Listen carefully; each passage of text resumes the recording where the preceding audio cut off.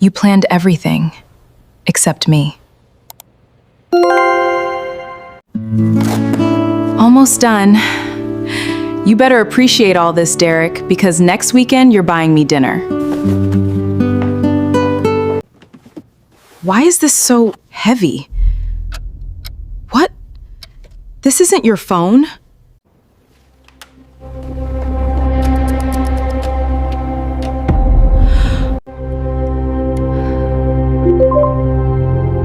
No.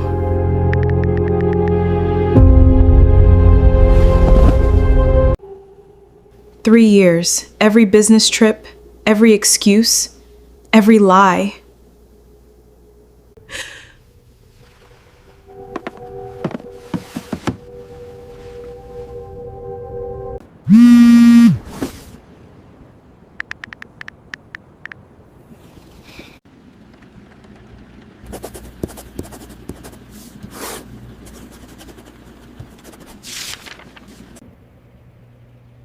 You planned everything, except me.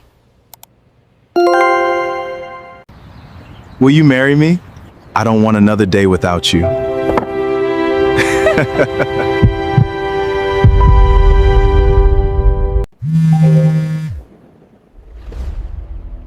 You should have been afraid the moment I stayed calm. It was a Thursday evening in September, and Naomi James was packing boxes at her fiance's apartment when she found the phone. Not her phone. Not his regular phone. The one she knew.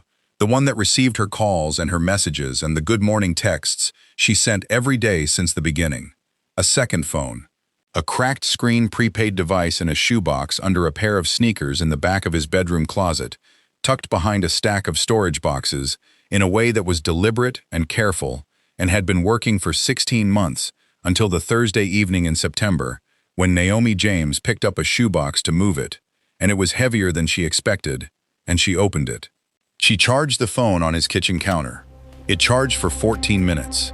It opened without a password, the kind of oversight that happens when you are managing the logistics of deception and you have become confident that the person you are deceiving does not know enough to look. Inside the phone, months of text messages, photographs, a contact saved as Brit with a Dallas area code, and a message from 6 days earlier, from that contact, that said, "I cannot wait for us to finally be husband and wife." Naomi read that message. Then she read the one above it, then the one above that. She sat on the kitchen floor of the apartment she was about to move into, with the man she was about to marry, and she read for 47 minutes, and what she read rebuilt her understanding of the past 3 years of her life in a way that was going to take considerably longer than 47 minutes to fully absorb. What she did not do is what almost anyone else in her position would have done. She did not call Derek. She did not call Deja. She did not throw anything. She did not pack her things and leave. She sat on the kitchen floor for 7 more minutes after she finished reading. Then she stood up. She put the phone back in the shoebox. She put the shoebox back under the sneakers. She put the storage boxes back in front of it, in the exact position they had been in before she moved them. She picked up the box she had originally come for. She finished packing what she had planned to pack. She texted Derek goodnight at the time she would normally have texted him goodnight, and she drove home to her apartment in Midtown Houston, and she sat at her kitchen table with a yellow legal pad, and she began to write. 6 weeks later, on a Saturday morning in October, 212 people received an email. And everything that Derek Coleman had built, the career, the reputation, the community standing, the 2 simultaneous futures he had promised to 2 women who deserved better, began to come down. Derek Coleman proposed to Naomi James 14 months into their relationship. He was already dating Brittany Washington when he made that proposal. He proposed to Brittany 4 months before Naomi found the phone. He had given both women identical engagement rings, purchased from the same jeweler in Houston's Galleria, 3 months apart. He had planned to maintain both relationships indefinitely. He had not planned for Naomi James. But before we get to what Naomi did, and we will get there, and when we do, you will understand exactly why it took the form it took. You need to understand who she was, who he was, and what she had invested in, the 3 years before she found that phone. Because the ending of this story only makes sense if you understand the beginning. And the beginning is the love story. And the love story is real. That is what makes everything else so much harder. There are three things you need to understand before this story can tell you what it actually is. First, Naomi James was not naive. She was not young. She was not inexperienced in love or in the management of her own life. She was a 32-year-old marketing director in Houston, Texas, who had spent 9 years building a professional career on her ability to understand how people receive information, how stories are constructed, and what the gap between what is true and what people believe to be true looks like when someone is managing it deliberately. She was precisely the kind of person who, if you described the situation to her in the abstract, would tell you, "I would know.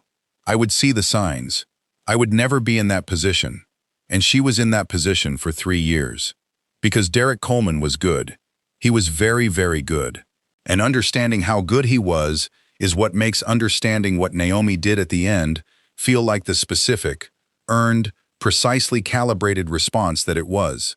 Second, the woman on the other end of that prepaid phone, the woman saved in that contact list as Britt, the woman who sent the message that said, "I cannot wait for us to finally be husband and wife." Brittany Washington was a 29-year-old dental hygienist in Dallas who had been told a specific, constructed story about the man she was engaged to, and who had believed that story because the story was told by someone who understood exactly what it needed to contain to be believed. She did not know about Naomi. She had never heard Naomi's name. She had been told that Derek's life was in Houston, that his work kept him there the majority of the time, and that the 4-hour distance between them was a logistical reality of dating someone with professional obligations in another city. She had been dating him for 16 months and engaged for 4, and she had no reason and no information to doubt what she had been told. She was as deceived as Naomi was. This is important, this matters, because the most significant thing that happens in this story is not what Naomi does to Derek, it is what Naomi does for Brittany. Third, the ending of this story does not arrive in the first 30 minutes. It does not arrive in the middle. It arrives in the final third, and it arrives only after you have spent the preceding hour and a half understanding every layer of what was done, to whom, over how long a period of time, and at what cost, to two women who had each given a version of the same man the same thing, their trust, their investment, their future, and had each received back a version of the same lie. The ending is worth waiting for. The ending earns every minute you spend getting there, but the ending cannot be understood without the beginning. And the beginning is Houston, and a Thursday night in October, and a rooftop venue in Midtown, and a man who knew exactly how to make a woman feel seen. Before we go any further into this incredible story, do me a favor. If you love stories about justice, betrayal, revenge, and unexpected plot twists, hit that subscribe button right now. Seriously, you do not want to miss what comes next on this channel. Drop a like on this video. It helps more than you think. And comment below where you are watching from, so you never miss any of our upcoming videos. Naomi James grew up in Houston's 3rd Ward, the eldest daughter of Robert James, who worked as an electrician, and Linda James, who spent 20 years as a high school English teacher before being named principal of a school in the 3rd Ward, a position she occupied with the quiet, absolute authority of a woman who had been preparing for it her entire professional life. The household that Linda and Robert James ran on Glenwood Drive was organized around 2 principles that Linda reinforced through example rather than instruction. First, that any work worth doing is worth doing correctly, which means it gets done the right way or it gets done again. Second, that the story you tell about yourself, the version of your life that you present to the world, is the most important story you will ever tell. Naomi grew up absorbing both of these principles in the way that children absorb the things that surround them continuously, thoroughly, without quite being aware of how thoroughly, and in a way that becomes structural rather than decorative by the time they are adults. She was the student who turned in assignments that had been reviewed twice.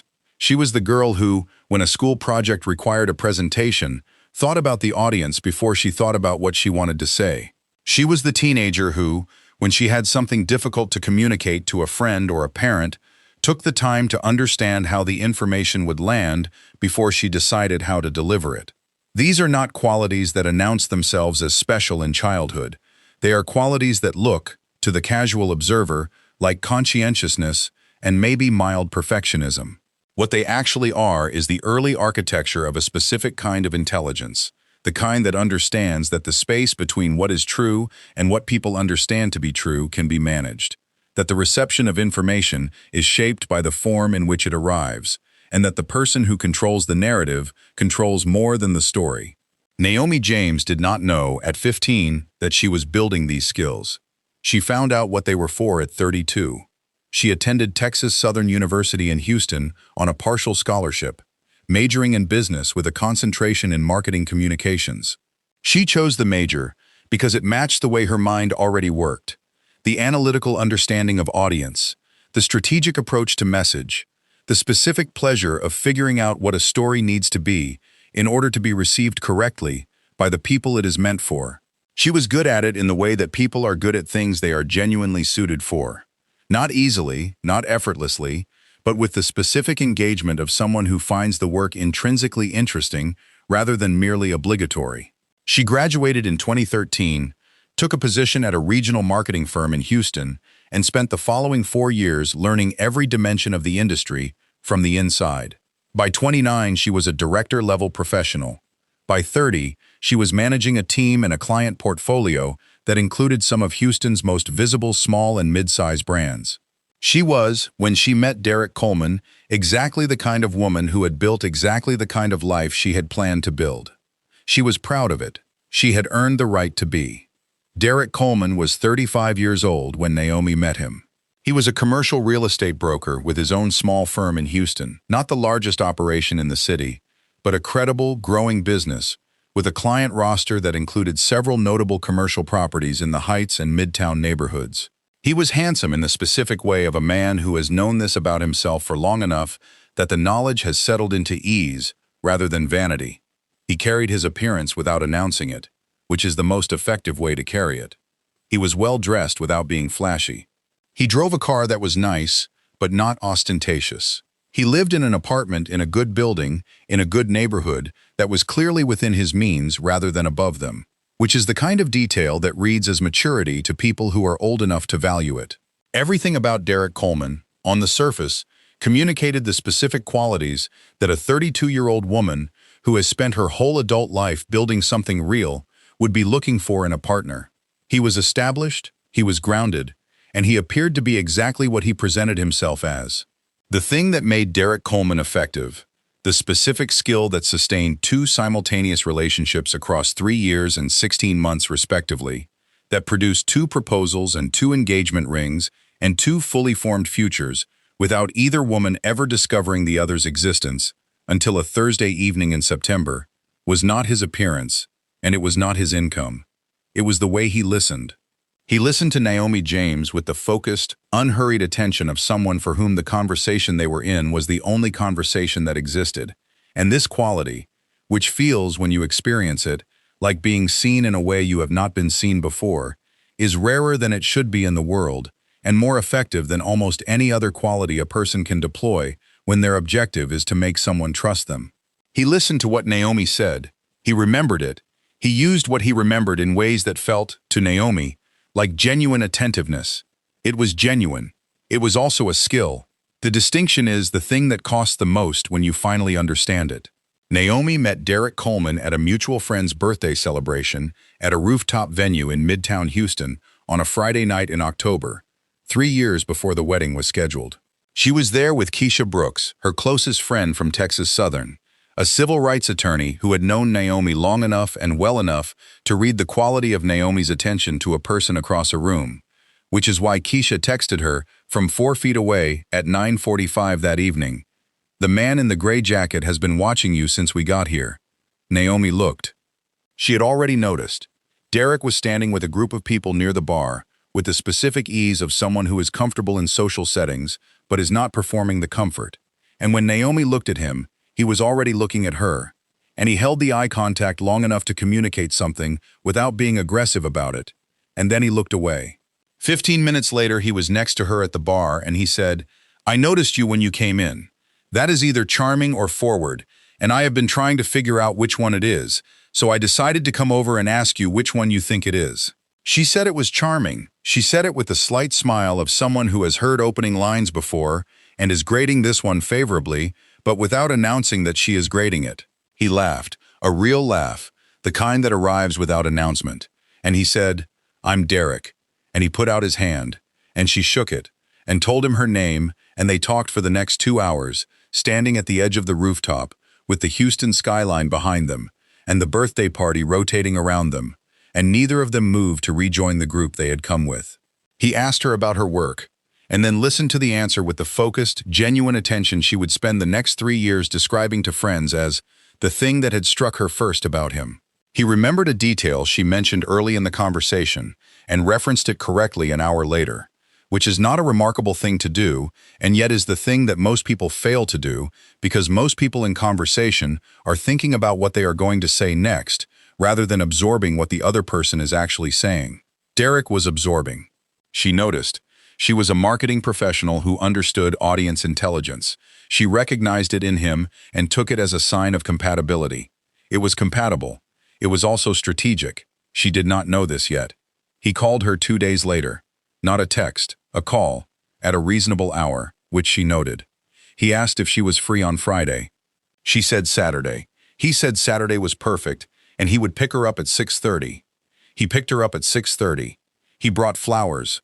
Not elaborate, not performative, but the specific kind of flower she had mentioned preferring once, 6 weeks before their first date, in a context so casual that she had forgotten she mentioned it.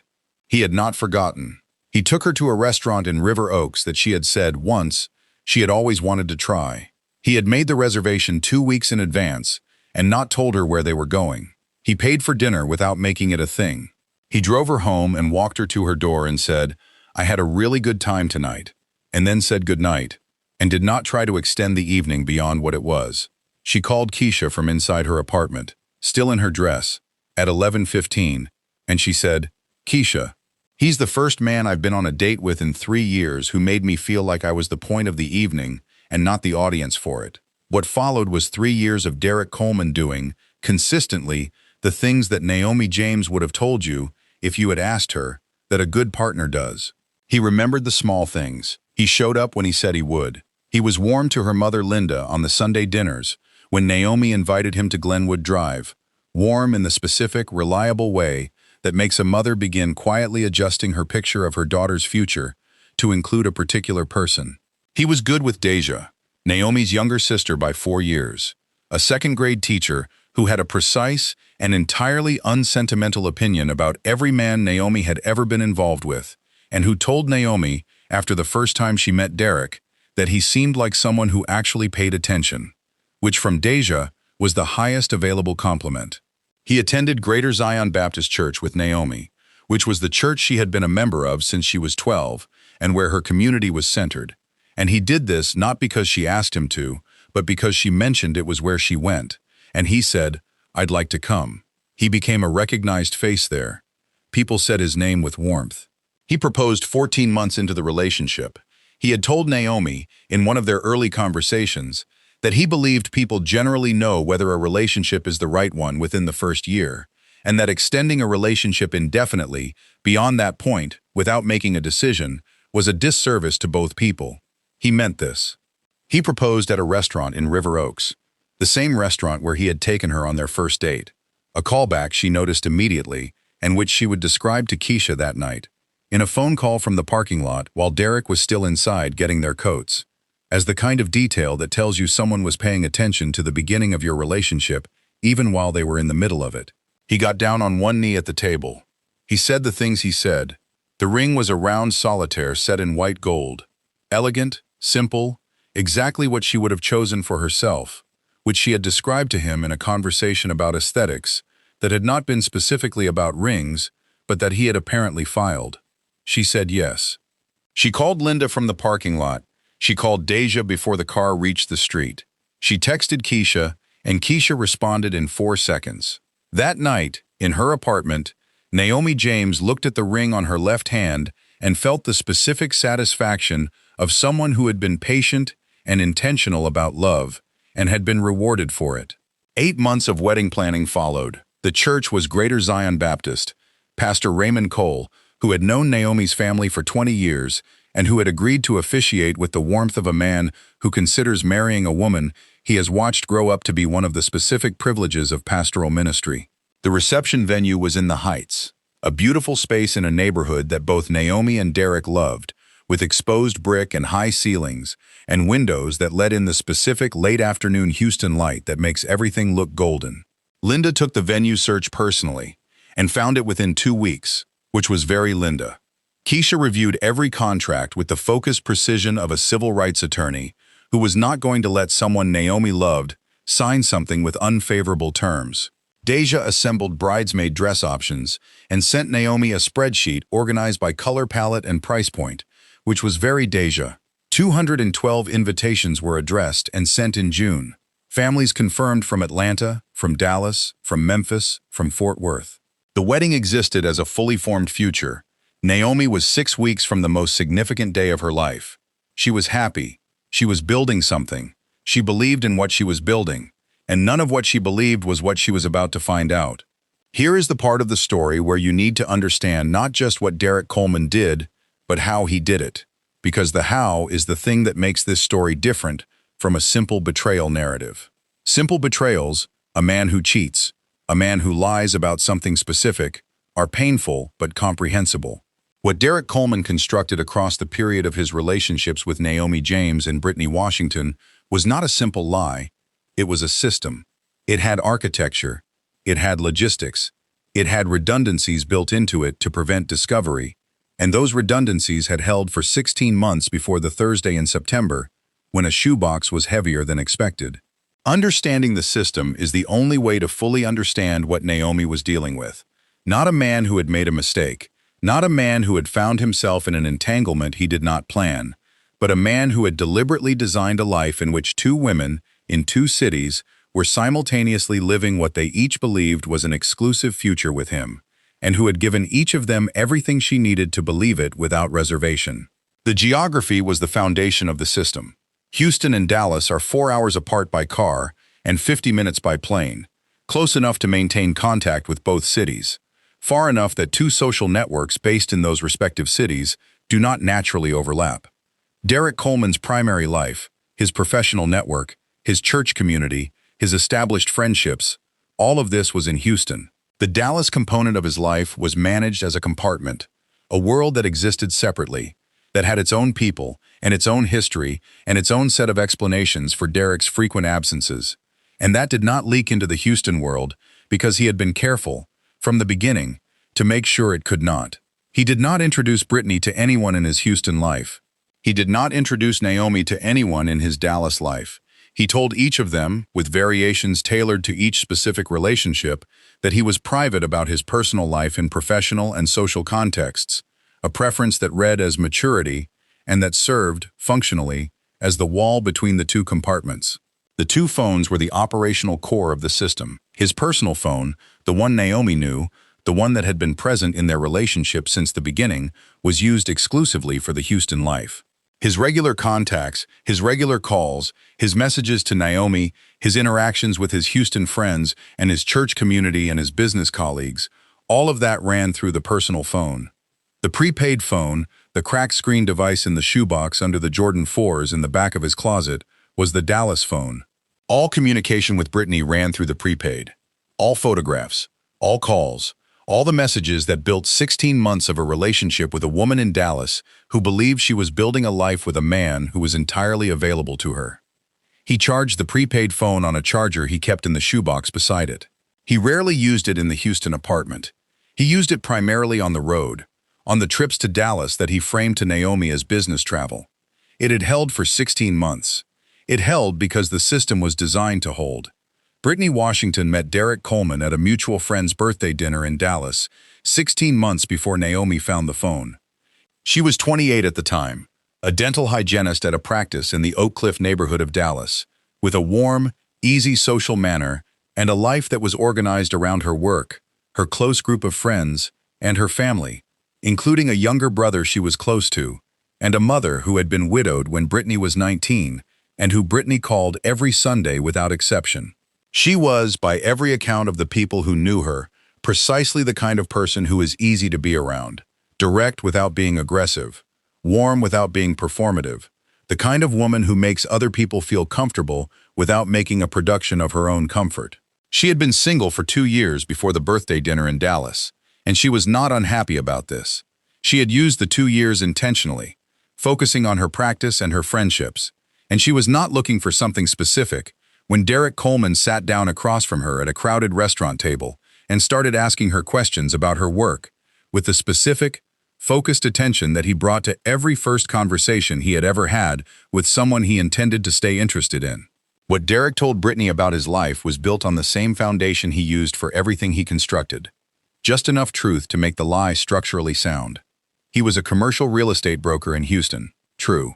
He traveled frequently for work. True. He had a full professional and social life in Houston that kept him there the majority of the time. True. He was private about his personal life in professional contexts, which was why she would not find much about him online. Partially true, partially useful cover. He had ended a long-term relationship approximately a year before he met Brittany.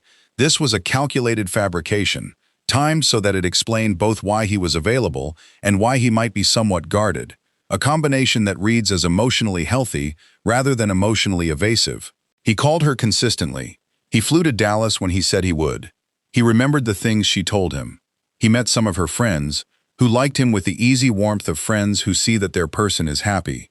He was, to Brittany Washington's world, exactly what he appeared to be, a man who was genuinely interested in her and who was doing the work of building something real across a geographic distance, which is harder than building it in the same city and which communicates, when a person does it consistently, a level of intention that makes the relationship feel more valuable rather than less.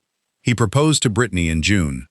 4 months before Naomi found the phone, he flew to Dallas for a long weekend, and on the Saturday evening of that weekend he took Brittany to dinner at a restaurant she had mentioned wanting to try, and he got down on one knee, and he told her that he had understood what he wanted in a partner for years, and had not found it until her, and that the only thing he was certain of about the future was that he wanted her in it. The ring was a round solitaire set in white gold. It was purchased from a jeweler in Houston's Galleria.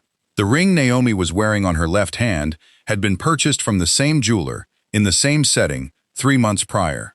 They were, side by side, nearly indistinguishable. Brittany said yes. She called her mother from the restaurant parking lot. She texted her closest friends before the car reached the street. She posted a photograph of her left hand to Instagram, her ring catching the restaurant light, a caption that said, "He asked and I said yes," and the post received 643 likes from her Dallas-based network, which had no meaningful overlap with Naomi's Houston circle. 643 people congratulated Brittany Washington on her engagement. Not one of them had any reason to know that the man who had proposed to her was already engaged to someone else. What Derek Coleman was managing across the period from June, when he proposed to Brittany, to September, when Naomi found the phone, was the calendar logistics of planning 2 weddings in the same calendar year in 2 different cities. Naomi's October wedding at Greater Zion Baptist in Houston. Brittany's February wedding at a venue in Dallas that Brittany had been researching and that they had discussed in the message thread that Naomi would read on the kitchen floor. He had told Brittany that his family was not immediately available for a fall wedding, a fabrication that moved the Dallas date to February, 4 months after the Houston date, which gave him a margin that he had calculated was sufficient.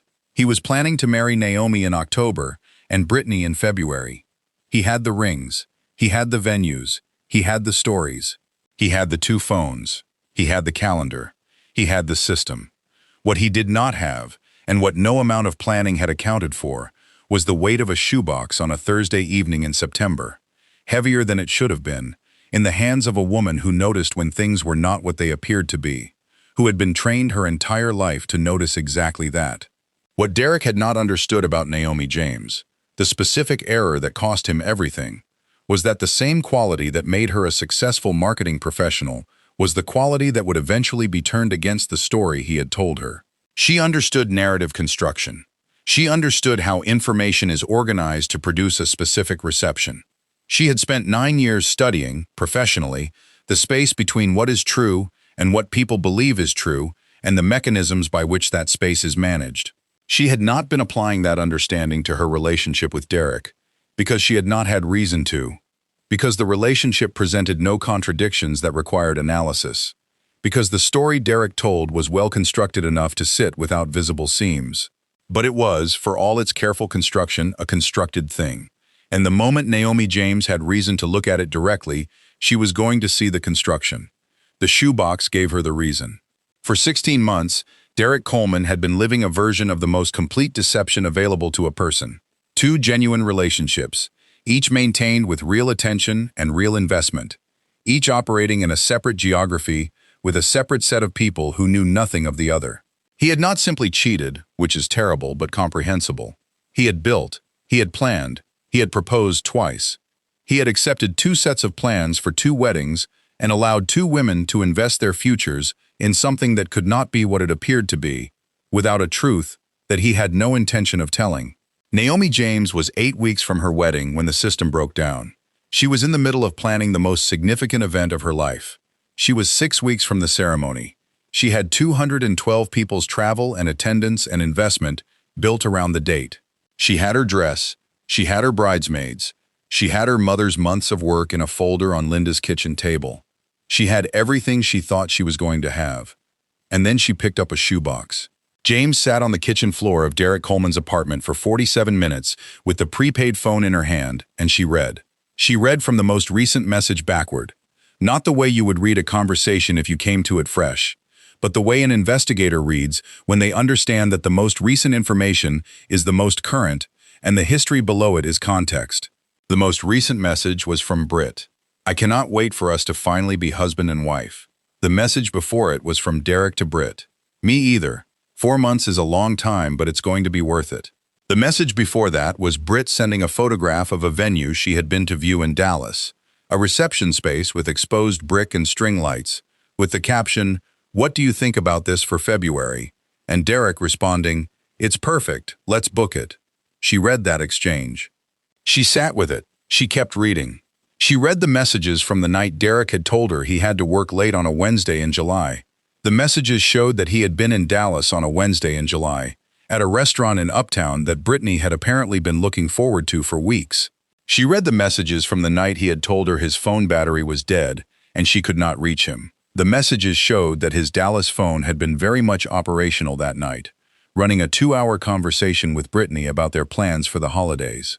She read the message where Derek told Brittany that his family in Atlanta was not available for a fall wedding, which she recognized immediately as the explanation for why the October date she was planning would not have been proposed to Brittany. She read the messages where Derek told Brittany that he was a very private person about his relationship on social media, which she also recognized immediately as the reason she had never been able to find any trace of Brittany's existence in any of the places she had ever looked.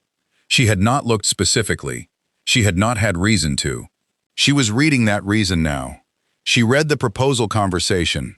Derek had called Brittany on the phone, not a call Naomi had record of because it came through the prepaid, and the texts around the call showed its content. He was planning the proposal for the upcoming weekend in Dallas. He was nervous. He was certain. He had the ring. Brittany's texts from the morning after the proposal were the specific stream of consciousness texts of a woman in the first hours of happiness, multiple messages in quick succession, exclamation points, a photograph of her hand before she had sent the Instagram post, a message that said, "I keep looking at it," a message that said, "My mom is crying," a message that said, "I love you so much." Naomi read those messages. She thought about her own morning after proposal text to Keisha. She thought about Keisha's 4-second response. She thought about calling Linda from the parking lot. She thought about the way Derek had looked at her across the table at the River Oaks restaurant when she said yes, the look that she had understood, in the moment, as the look of a man who had just secured the thing he most wanted. She re-understood it on the kitchen floor. She found the photographs. Some of them were photographs Brittany had sent to Derek, images from their time together in Dallas, images from a trip they had apparently taken to New Orleans that Derek had told Naomi was a work conference. Some of them were photographs Derek had taken of Brittany without her knowledge, in the specific way of someone who wants a record of something they cannot display publicly. She recognized the look of the city in the background of some of the photographs as Dallas, which she had been to enough times for work to know its downtown geography. She found the image of the ring, Brittany's ring, on Brittany's left hand, in the photograph Brittany had sent Derek the morning after the proposal, before she posted it to Instagram. She held the phone up and looked at her own left hand, She looked at Brittany's ring in the photograph. Round solitaire. White gold. The same setting, the same clarity, the same jeweler's stamp on the inside of the band, which she had to zoom in to read, but which confirmed, at 300% magnification on a cracked prepaid screen, that both rings had come from the same Houston address in the Galleria. She put the phone down on the kitchen floor. She sat with it for the remaining 7 minutes of the 47, without reading anything further, because she had read enough. She had read enough to understand the full scope of what she was looking at. Not a single act of deception, but a constructed system, running for 16 months, producing 2 parallel lives, 2 proposals, 2 planned weddings, 2 women each, living inside what they believed was an exclusive reality. She sat with this. She did not cry on the kitchen floor. She has said since that the absence of tears in those 7 minutes was not a sign of strength or of numbness or of any particular quality of character. It was simply that she had not yet finished processing what she was looking at, and the grief and the rage and the specific, devastating loss of trust that comes with a betrayal of this scope had not yet arrived at the surface because she was still in the stage of understanding rather than the stage of feeling. The feelings were going to come. They came later, in her own apartment, alone, with the yellow legal pad in front of her. But on the kitchen floor of Derek Coleman's apartment, what she was doing was not crying. She was thinking. In those 7 minutes, Naomi James was running through her options with the specific, organized attention of a professional who processes complex problems by first mapping the landscape before choosing the path through it. Her first option was to call Derek, to call him right now, while she was still on his kitchen floor with his phone in her hand, and to have the confrontation that every instinct in her body was telling her to have. She considered this option for approximately 30 seconds before she set it aside. Calling Derek immediately would give Derek the first move. It would give him the opportunity to construct a response, to be sorry, to explain, to manage the information and the narrative in the way he had been managing information and narrative for 16 months. It would give him the chance to reach Brittany first. It would give him the chance to be the person who told the story of what had been discovered, rather than the person who was discovered. Every marketing instinct Naomi had ever developed told her that the person who controls when and how information is released controls the story that the information tells. She was not going to give Derek Coleman control of this story. Her second option was to call Deja or Keisha immediately, to bring someone into the room with her, to not be alone with this in the immediate minutes after discovering it. She considered this option for approximately 45 seconds before she set it aside as well. Calling someone now would introduce an additional point of potential leakage, not because she did not trust Deja or Keisha absolutely, but because the moment you tell someone something, you have introduced a second person's emotions and instincts and impulses into the management of the situation, and she was not yet at the stage where she had enough clarity about what she was doing to manage those additional variables. She needed to think alone before she thought with company. She needed to understand what she had before she could explain it to anyone else. Third option, leave. Pack her things and go. She considered this for a full 2 minutes before she understood why this was also not the right choice. Leaving would signal her knowledge. Leaving would give Derek, when he returned from his client dinner, a visible sign that something had changed. She needed him not to know that she knew, at least for now, at least until she understood exactly what she was going to do with what she knew. In the last 90 seconds of the 7 minutes, she made the decisions that defined everything that followed. She was going to put the phone back. She was going to finish packing the boxes she had come to pack. She was going to text Derek good night, at the time she would normally text him good night. She was going to drive home and open a yellow legal pad and write down every fact she had confirmed in the past 47 minutes, and she was going to think about what came next with the same organized, strategic attention she brought to any complex problem in her professional life. She was not going to be rushed by pain. She was not going to be driven by anger. She was going to be accurate, and she was going to be thorough, and she was going to be airtight. And then, when she was ready, when she understood exactly what she had and exactly what she was going to do with it, she was going to do something that Derek Coleman, who had been managing this situation for 16 months with the confidence of someone who believed he had thought of everything, had absolutely not planned for. She stood up. She put the phone back. She finished the boxes. She texted good night. She drove home. Naomi James got home to her Midtown Houston apartment at 9:48 on a Thursday night in September. She changed out of her moving clothes. She made herself a cup of tea she did not drink. She opened the yellow legal pad to the first page, and she wrote at the top, "What I know." Below that, she listed every confirmed fact she had read in the past 2 hours, in the organized, dated format of a professional creating a case file. She filled 2 pages. Then she turned to the next page and she wrote, "What I need to confirm." She listed the questions that the reading had generated. Questions about Brittany's identity, about the timeline of the Dallas relationship, about the specifics of Derek's calendar during the period of overlap. Then she turned to a third page. She wrote at the top, "What happens next?" She looked at that page for a long time. Then she closed the legal pad. She had a plan, but it was not fully formed yet. And she had learned, across 9 years of professional work, that the worst thing you can do with an incomplete plan is commit to it before it is complete. She went to sleep. She woke up the next morning and she went to work. And in the evenings and the spare hours of the 3 weeks that followed, she built the case. She found Brittany Washington's Instagram account in 11 minutes on the Friday after the Thursday, using a reverse image search on a photograph she had seen on the prepaid phone. A photograph of Brittany at a Dallas restaurant, posted publicly to her account, that appeared in the reverse search result immediately. She opened the account, and she looked at it without interacting with it. She looked at it for a long time. 643 likes on the Ring photograph. A Dallas audience, entirely distinct from Naomi's Houston network. 4 months of engagement content. Venue inquiries, wedding planning posts, a countdown she had started to a February date. A woman who was happy, who was building something, who had no idea.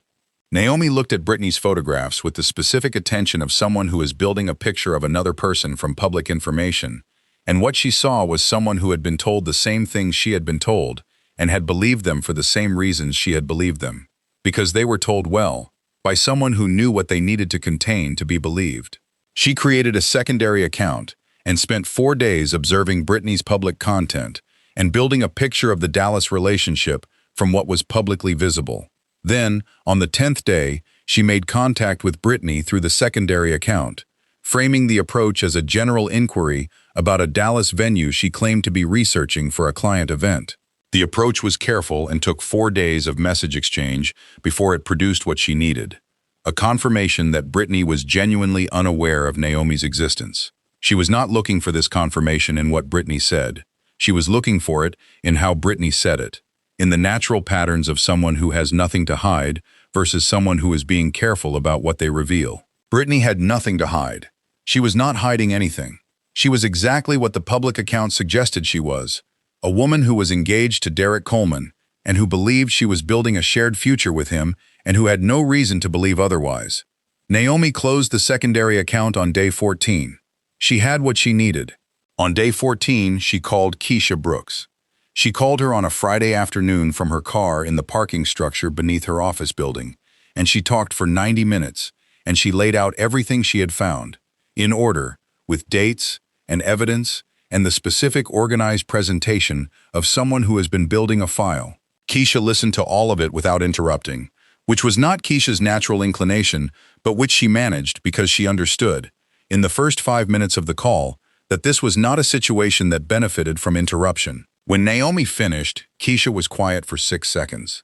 Then she said, "I need to look at everything you have, and I need to look at it this weekend. And I need you to not do anything until I've looked at it." Naomi said, "That is what I was going to ask you." Keisha said, "I know." She said, "You are going to be okay." Naomi said, "I know that too." She said it in the specific, controlled tone of someone who has decided it is true and is holding the decision carefully until it has time to become real. On day 17, she told Deja. She drove to Deja's apartment in the 3rd Ward on a Sunday afternoon when Deja had no school the next day and therefore no professional obligation requiring her to be in a particular state on Monday morning, because Naomi knew what telling Deja was going to do to Deja, and she wanted her sister to have time to process it without cost to her work. Deja's response, when Naomi finished telling her everything, was to sit in complete silence for 45 seconds, which was the longest period of silence Naomi had ever witnessed from Deja in her 28 years of being her sister, and then to say, I want to go to his apartment right now. Naomi said, I know. Deja said, but you are not going to let me. Naomi said, not yet. Deja said, how long? Naomi said, 4 more days. Give me 4 more days. Deja said, 4 days. She said it the way someone says something when they are agreeing to something that is the right thing, even though it is not the thing they want to do, which is the hardest kind of agreement to make. On day 19, she told Linda. She drove to Glenwood Drive on a Thursday evening and sat at the kitchen table where she had grown up, and she laid out everything in the same organized format she had used with Keisha. Because Linda James was a retired high school principal who responded to organized information the way she had always responded to it, by absorbing it completely and asking the specific questions that remained after she had absorbed it. Linda asked 2 questions. The first, are you certain? Not in a way that suggested she doubted her daughter, but in the way of a woman who understands that what comes next will be irreversible and who wants the ground under it to be solid. Naomi showed her the documentation. Linda asked no further questions about certainty. The second question was, what do you need from me? Naomi told her. Linda said, I can do that. And she meant it in the specific, absolute way that Linda James meant things. Not as an expression of intention, but as a commitment. On day 21, Keisha called Naomi to say the documentation was legally clean. She had reviewed everything Naomi had assembled, the screenshots from the prepaid phone, the ring comparison, the timeline she had plotted from the message history and the calendar overlap, the reverse image search documentation, the 3-paragraph factual account she had drafted, and she had identified 2 phrases that created marginal defamation exposure and had replaced them with language that was equally clear, equally impactful, and legally bulletproof. The message Keisha sent back to Naomi was the final version of what would go to 212 people in 6 days. Naomi read it through 3 times. She made 2 small edits of her own. Then she opened a new email draft and she addressed it to the guest list. Every one of the 212 people who had been invited to the wedding, including Derek's family, his groomsmen, his business partner, his clients, his pastor, his mother. She saved the draft but did not send it. She needed 5 more days. She had a rehearsal dinner to attend. The rehearsal dinner was on the Friday before the Saturday. The email was scheduled to go out. It was held at a restaurant in Midtown Houston that Derek had chosen and reserved 3 months earlier, and it was exactly the kind of dinner it was supposed to be. Warm, well-organized, the specific celebratory ease of a gathering of people who are happy for 2 people and who have invested their own energy in the event that is coming tomorrow.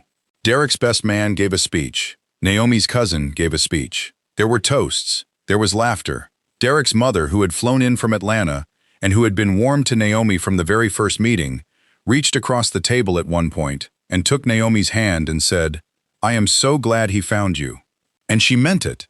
And Naomi said, thank you. And she meant that too. In the complicated, layered way you can mean something, when you know what you know and are also genuinely moved by what is in front of you. Naomi James attended that rehearsal dinner, and she did something that she has described, in the one account she has given of the experience, as the hardest thing she has ever done in a social setting. She was entirely present. Not performing presence. Actually present. She laughed when something was funny. She was warm to Derek's family, who had done nothing wrong and who deserved warmth. She held Derek's hand during the toasts in the way that she had always held his hand, and she felt the familiar weight of it, and she sat with what it meant that the hand was familiar and what it meant that the person it belonged to was not the person she had believed him to be. She let all of this coexist in the specific way that a person who has spent weeks in the disciplined management of a complex situation learns to coexist with complexity, not by suppressing it, not by performing above it, but by allowing each piece of it to be present without letting any single piece of it determine what she showed the room. She was a marketing professional who had spent 9 years understanding that the external presentation of information is a choice. She made the choice. She held it for 4 hours. When the dinner ended, she hugged Derek's mother goodnight, and she drove home to her apartment, and she sat at the kitchen table with the yellow legal pad, and she wrote, tomorrow. She has also said in the same account that the rehearsal dinner was the moment the full cost of what Derek had done became completely real to her. Not the cost to herself.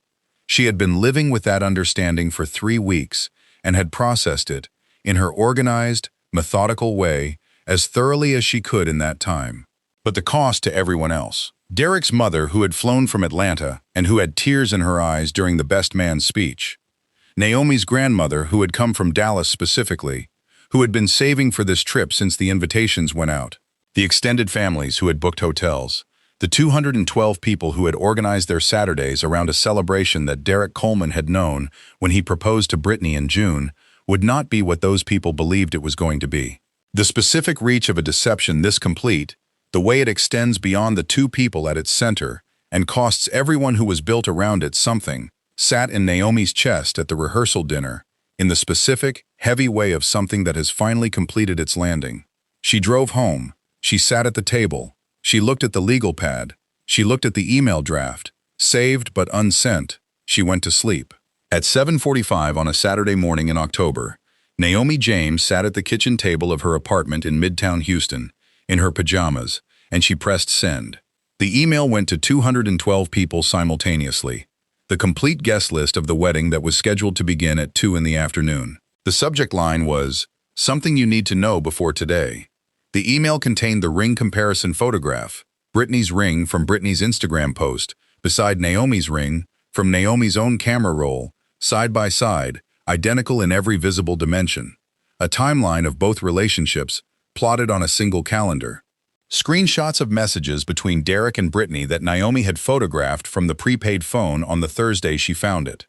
A 3-paragraph factual account, drafted by Naomi and reviewed 3 times by Keisha for legal precision, describing what had been found, how it had been found, and what the documentation confirmed. And at the bottom, under her name, one sentence that Naomi had written and rewritten 14 times before she had the version that was exactly right. "I am not the victim of this story. I am the narrator, and I chose this ending." At 7:46, 1 minute after the guest list email went out, Naomi sent a second email from the same account to a single additional recipient, Brittany Washington. The email to Brittany contained the same documentation as the guest list email, but it also contained a personal note that Naomi had written more carefully than anything else in the entire package. More carefully than the factual account, more carefully than the legal language Keisha had reviewed, more carefully than the subject line or the ring comparison or the timeline. The note said, "I found out 3 weeks ago. I did not know about you, and I am certain you did not know about me. I am not reaching out because I am angry at you. I am reaching out because you deserve to know from me, not from the internet, not from his family, not from a friend of a friend.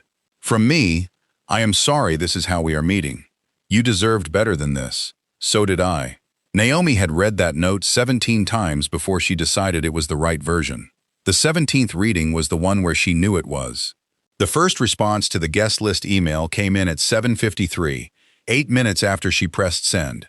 It was from a woman in her grandmother's church group in Dallas who had been forwarded the invitation through Naomi's grandmother, and who wrote simply, "We are praying for you." The second response came at 7:58 from Derek's college roommate, who was on the guest list because Derek had included him, and who wrote 2 words, "Oh no." The third response came at 8:02 from Keisha Brooks. "It is done. How are you? Call me when you are ready."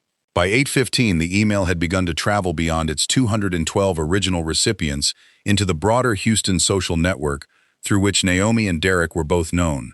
Because information in a connected community travels at the speed of relationship, and in a community as connected as the one that had been gathered around this wedding, 212 people sharing an email with their contacts is enough to reach nearly everyone who needed to know within the first hour. Derek's phone, Naomi would learn later from someone who was with him that morning, began lighting up at 8:15. His mother called first, then his best man, then his business partner, then a client, then a member of his church community, then his pastor, then his mother again. He did not call Naomi. He looked at her name in his contacts for a long time, according to the person who was with him, and then he did not call her. He called his attorney. He made arrangements to leave Houston that morning. He was gone before 10. He did not go to the church. He did not go to the apartment. He did not send a message to either Naomi or Brittany. He left the city the morning of his own wedding with his phone ringing from the people he had built his life around. all of them reading the same email, all of them arriving at the same understanding of what he had done. He left because there was nothing available to him in Houston that morning that was better than leaving. He had not thought of this when he had been planning the system. He had not planned for Saturday morning. He had not planned for Naomi James. At 8:09 on Saturday morning, Naomi's phone rang. The number was a Dallas area code she did not recognize. She picked up. The caller said, "My name is Brittany Washington. I think you know who I am." Naomi said, "Yes, I do." Brittany said, "I need you to know that I had no idea, that I had absolutely no idea." Her voice was steady in the specific way of someone who has been crying and has decided that the next thing they need to do requires steadiness and is pulling themselves into it through will rather than through the absence of feeling. Naomi said, I know you did not." And the call that followed, 2 hours and 11 minutes, was the most honest, most specific, and most emotionally significant conversation that either woman would later say they had ever had with another person. They compared notes in the way that two people compare notes when they discover they have been given versions of the same constructed story by the same person. Derek had told Naomi he was a private person about relationships on social media until he was certain. He had said the same thing to Brittany, nearly word for word. Derek had told Naomi that he had a client base in Dallas that required periodic professional attention. He had told Brittany that his professional obligations kept him in Houston the majority of the time. Derek had made each of them feel, in the specific attentive way that he deployed with precision and consistency, that they were the person he saw most clearly, that they were the one he had been waiting to find. He had said this to both of them, in different words, in different contexts, with the same studied attentiveness. He had communicated the same essential message to both of them, "You are the one." And both of them had believed it, because it was told so well, and because there was nothing visible in what they could see of his life that gave them a reason to doubt it. They sat with this together, two women on the phone in two different cities on a Saturday morning, and what they built in those 2 hours was not quite friendship and not quite alliance, but something that was its own specific thing, the honest, mutual recognition of two people who had been placed in the same situation by the same person, and who were choosing, together, to be on the same side of what came next. By the end of the call, they had made a decision. Neither of them had proposed it explicitly. It had arrived, in the last 40 minutes of the conversation, as the natural conclusion of everything that had been said before it. They were going to the church, not for the wedding. They understood there was no wedding, but because the community that had gathered in Derek's name deserved to have the people he had harmed present in the room that had been prepared for him. Because showing up, not confrontationally, not dramatically, but as a clear, composed, visible fact, was the most complete way for both of them to be in the truth of what this day actually was. Naomi called Deja immediately after hanging up with Brittany. She said, "Deja, I need you to drive to Dallas and pick someone up." Deja said, "Brittany Washington?" Naomi said, "Yes." Deja said, "I'm already getting my keys." Deja James drove 4 hours to Dallas that morning and arrived at Brittany Washington's apartment at 12:45. Brittany was waiting outside. They had never met. They looked at each other for a moment on the sidewalk. Deja said, "I'm Deja." Brittany said, "I'm Brittany." Deja said, "I know. Let's go." Brittany got in the car. They drove back to Houston largely in silence, the specific silence of two people who are preparing for something that requires preparation and who understand that the preparation is internal. Deja did not fill the silence. She drove. She pulled into the parking lot of Greater Zion Baptist Church at 1:58, 2 minutes before the ceremony was scheduled to begin, which was exactly when Naomi had asked her to arrive. Naomi was already there, standing in the lobby of the church in a clean, composed dress. Not the wedding dress, a different dress. The dress of a woman who chose her appearance deliberately because she understands that appearance is a form of communication. Brittany got out of the car. Naomi met her at the lobby door. They looked at each other. Brittany said, "Hi." Naomi said, "Hi." They walked in together. The church was not empty. The guests who had received the email that morning had made individual decisions about whether to come, and a significant number of them had come, not because they expected a wedding, but because the bond that brings a community together around an event runs deeper than a single disruption, and because many of the people in that church had known Naomi James for 20 years and needed to be present with her, which is what community is for. Pastor Raymond Cole was there. He had read the email at 8:30, and he had called Naomi at 9 and left a voicemail that said, "I am here if you need me. If you are coming to the church today, know that this is your church and you belong in it." Linda James was in the front pew. She had been there since 1:30. She turned when Naomi and Brittany walked in together, and she looked at her daughter for a long moment, and then she looked at Brittany, who she had never met, and she moved one seat to the left, and she patted the pew beside her. Brittany sat down next to Linda James. Naomi sat next to Brittany. What happened inside Greater Zion Baptist Church on that October Saturday was not a confrontation and not a ceremony. It was a community receiving the truth at the same moment and sitting together in what it meant. Pastor Raymond Cole stood at the front of the church and addressed the room directly. No management of narrative, no softening of the situation. The specific directness of a man who has been a pastor for 30 years and who understands that the people in front of him are adults who deserve to be spoken to as adults. He acknowledged what had happened. He introduced both Naomi and Brittany to the room by name and with the specific, formal dignity they deserved. People cried. Some of them cried for Naomi, who they knew. Some of them cried for Brittany, who they were meeting for the first time. Some of them cried for the waste of it, the years, the investment, the trust that had been placed in someone who had used it as a raw material for construction rather than as a gift. And some of them cried because they were in the presence of something that was, for all its pain, genuinely remarkable. Two women who had been harmed by the same person, sitting together in the same pew, not because they had organized themselves against him, but because they had chosen each other. Derek Coleman did not return to Houston for 3 weeks after the Saturday. His commercial real estate business in Houston was built on relationships, the trust-dependent, referral-driven nature of commercial real estate in a connected mid-sized city where your professional reputation is your most significant asset. The email that Naomi had sent to 212 people, which had included Derek's business partner, 2 of his largest commercial clients, and 3 of his professional contacts in the Houston real estate community, had traveled beyond its original recipients in the ways that information travels when 212 connected people share it with their networks. By the Monday after the Saturday, Derek's business partner had called to say they needed to discuss the partnership. By the following Friday, one of his largest clients had moved their commercial leasing business to a competing firm. His most significant active listing agreement was not renewed at the expiration of its term. When he returned to Houston, he returned to a professional landscape that had shifted in ways that compounded over the months that followed, as the community trust that his reputation had rested on reassembled itself around an accurate understanding of who he was.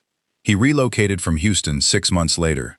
He left quietly, without announcement, which was the only available form of exit that retained any dignity.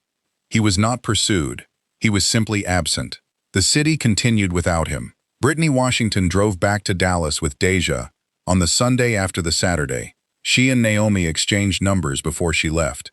They have texted occasionally since, not with the warmth of close friends, but with the specific, occasional contact of 2 people who share an unusual and significant history and who respect each other's dignity and do not pretend that what they have is more than it is or less than it is.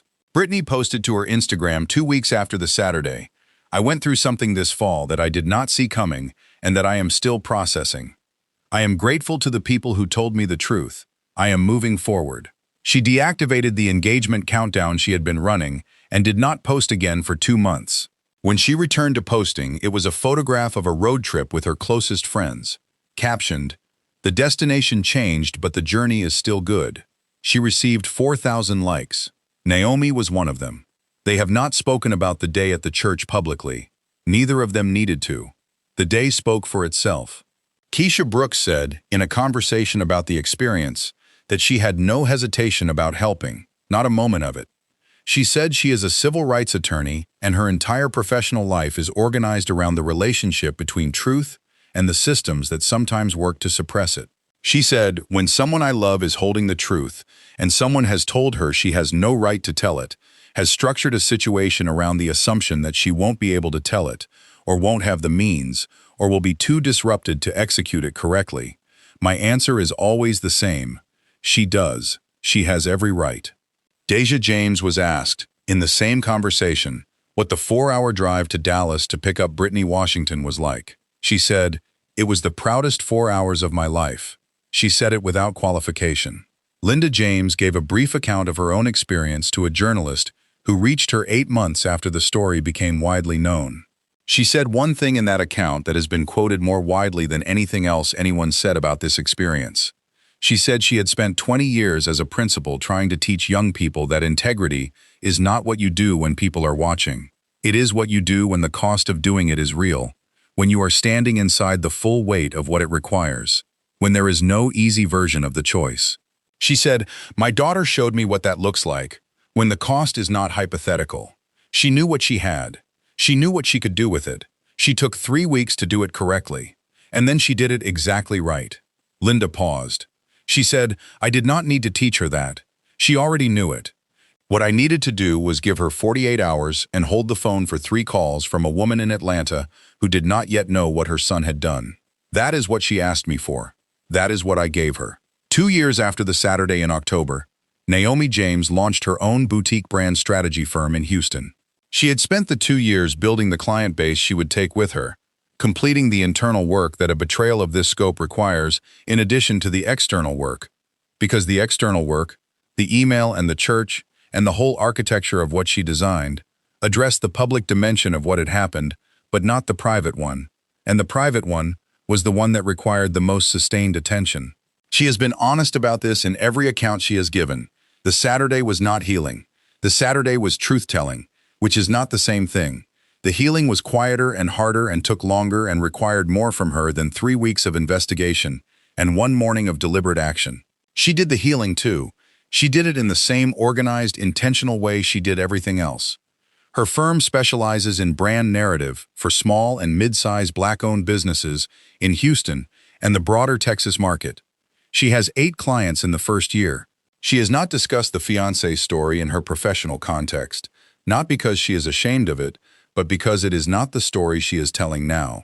She understands, better than almost anyone, that the story you tell about yourself shapes what follows it, and what she chooses to have follow the Saturday is the work. The firm, the clients, the specific, meaningful use of the skills she spent 9 years building in service of businesses that need exactly what she has to offer.